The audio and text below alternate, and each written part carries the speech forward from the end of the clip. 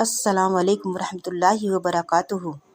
اللہ تعالیٰ نے جبرائیل علیہ السلام کو حکم دیا کہ ابراہیم علیہ السلام کے پاس جاؤ اور ان کو میرا سلام کہنا، اور یہ ارشاد فرماتے ہیں اور ان سے کہنا کہ نمرود کی سرکشی اب حد کو پہنچ چکی ہے، تم جاؤ اور ایک مرتبہ پھر نمرود کو سمجھاؤ۔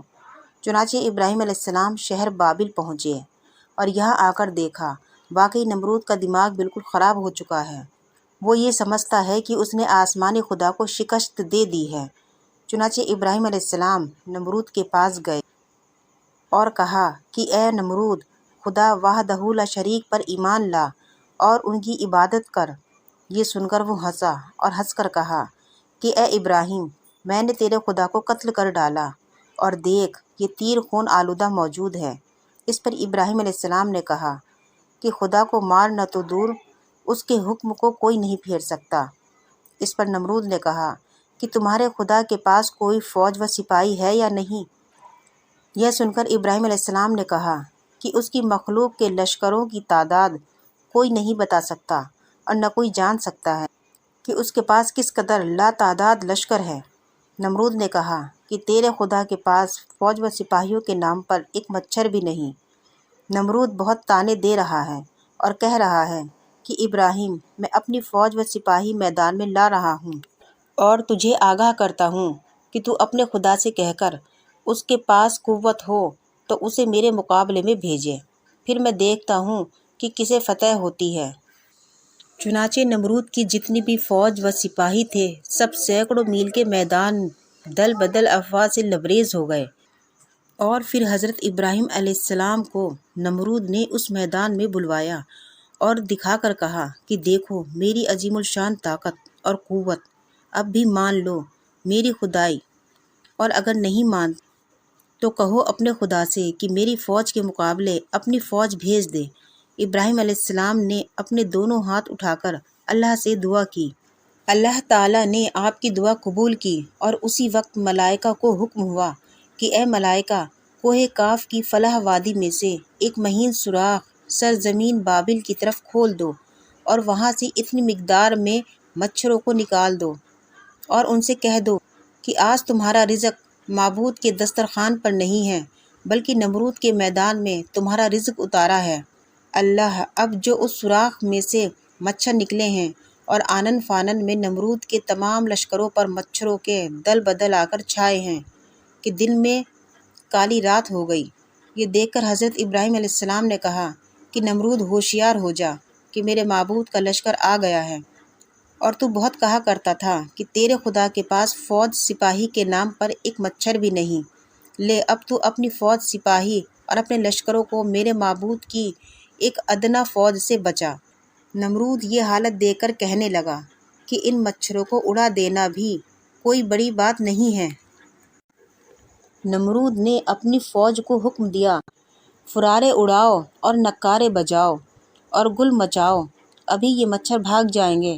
چنانچہ بے انتہا فرارے اڑائے گئے، نکارے بجائے گئے اور بے حد شورغل کیا گیا، مگر بجائے بھاگنے کے مچھر سروں کے قریب ہوتے چلے جا رہے تھے۔ آخر حکم الہی مچھر تمام دل بدل فوج پر آ گرے اور ایک آنن فانن میں جملہ لشکر اور تمام نمرودی فوج کو چٹ کر گئے، اور کسی کا نام و نشان تک صفِ ہستی پر باقی نہ رہا۔ چونکہ ابھی نمرود کو زندگی میں گونا گونا سزائیں دینی تھی، اس لیے نمرود کو باقی رکھا، اور عذاب خداوندی دیکھ کر نمرود اپنے گھر کی طرف بھاگا۔ ادھر یہ بھاگا، ادھر مچھروں کے لشکر کا ایک سردار جس کی ایک ٹانگ اور ایک آنکھ تھی اس کے پیچھے بھاگا، جس نے اپنے پروردگار کی جناب میں دعا کی تھی کہ رب العالمین میری غذا نمرود کے دماغ کا بھیجا مقرر کیا جائے۔ چنانچہ اس لنگڑے مچھر کی دعا قبول ہو چکی تھی، وہ نمرود کے ساتھ ساتھ اس کے گھر تک آ گیا۔ نمرود اپنی بیوی سے کہہ رہا ہے کہ دیکھو یہ مچھر جو میرے سر پر اڑا چلا آتا ہے، ایسے مچھر اس قدر آئے کہ میری تمام فوج اور لشکروں کو آنن فانن میں چاٹ گئے۔ اب دیکھو یہ مچھر میرے ساتھ کس طرح پیش آتا ہے۔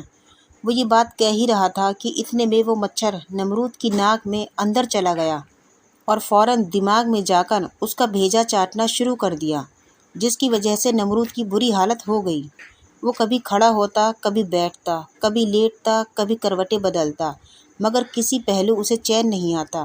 وہ اتنا سخت بے چین تھا کہ آخر بھیجے کی تکلیف سے اس نے ایک گھوسا اپنے سر پر مارا، جس سے اسے فی الجملہ اسے راحت محسوس ہوئی۔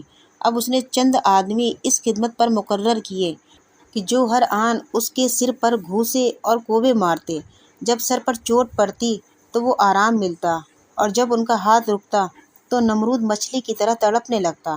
جب کئی دن دشمن خدا کو اسی حالت میں گزر گئے تو حضرت ابراہیم علیہ السلام کو اللہ تعالیٰ نے حکم دیا کہ جاؤ آخری بار نمرود کو سمجھاؤ کہ اب بھی اللہ پر ایمان لے آئے۔ چنانچہ حضرت ابراہیم علیہ السلام حکم خداوندی سے نمرود کے پاس گئے اور کہا کہ اے نمرود، اب بھی کلمہ پڑھ لے، لا الہ الا اللہ ابراہیم خلیل اللہ، تاکہ اللہ تعالیٰ تیری تکلیفوں کو دور فرمائے۔ جن کے جواب میں نمرود کہتا ہے کہ اے ابراہیم، سوائے تیرے کوئی اور بھی گواہی دیتا ہے کہ اللہ ایک ہے اور تو اس کا خلیل ہے؟ آپ نے نمرود کی محل سرا کے تمام ساز و سامان کی طرف اشارہ کیا۔ ہر شے میں سے آواز آنی شروع ہوئی۔ یہ واقعہ دیکھ کر نمرود غصے میں بھرا اور اپنے لوگوں کو حکم دیا کہ جملہ ساز و سامان میں آگ لگا دو۔ چنانچہ اپنا سارا سامان جلوا دیا۔ اب بتا کہ تیرے خدا کی کون گواہی دے گا؟ ابراہیم علیہ السلام نے دروں دیواروں اور چھت کی طرف اشارہ کیا، جن میں سے صاف آواز آئی۔ نمرود غصے میں بھر گیا اور دروں دیوار بھی توڑ ڈالے، تو اب اس کے جسم کے کپڑوں میں سے آواز آنے لگی۔ چنانچہ نمرود نے اپنے جسم کے کپڑے دھچی دھچی کر دیے اور تمام جسم کے کپڑے جلا دیے۔ اب بتا کون ہے جو تیرے معبود کی گواہی دے گا؟ آپ نے اس کے سر کی طرف اشارہ کیا۔ چنانچہ نمرود کے سر میں سے آواز آئی کہ اللہ ایک ہے اور ابراہیم اس کے رسول ہیں، مگر نمرود نہیں مانا۔